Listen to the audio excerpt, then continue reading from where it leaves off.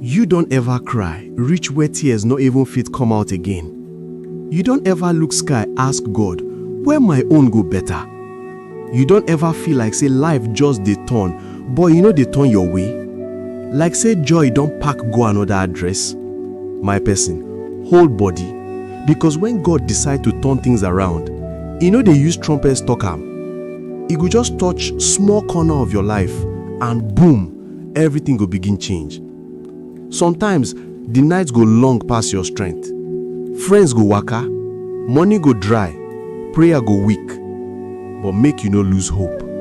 Because God no dey sleep. When he ready to move, he no need committee meeting. Joseph sleep prisoner, wake governor. Na so God dey turn story overnight. Na the same way Hannah wey dey cry yesterday, na she dance first when Samuel land. If you still dey wait, no vex. Delay no mean denial. Sometimes, God dey use silence take prepare celebration. When he turn your table, you go know say this God no dey play. So if you dey inside fire now, no panic. Fire no dey burn gold, e dey purify am. You dey process, no be punishment. You dey cook for greatness, no be forgotten child.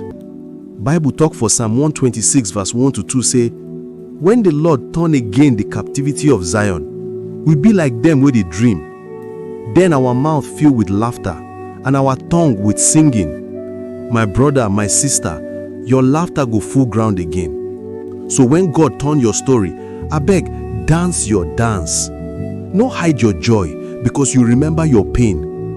Use that same place where you cry, sing from there. Make the world see say the same person wey bend low yesterday, na the one God raise today.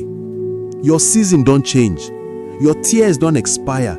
Your testimony don't mature. So rise, smile, and dance your dance. Because when God turn things around, it is sweet past dream. When God turn things around, dance your dance. This na Greywood Whispers. Voice wey no loud, but get sense.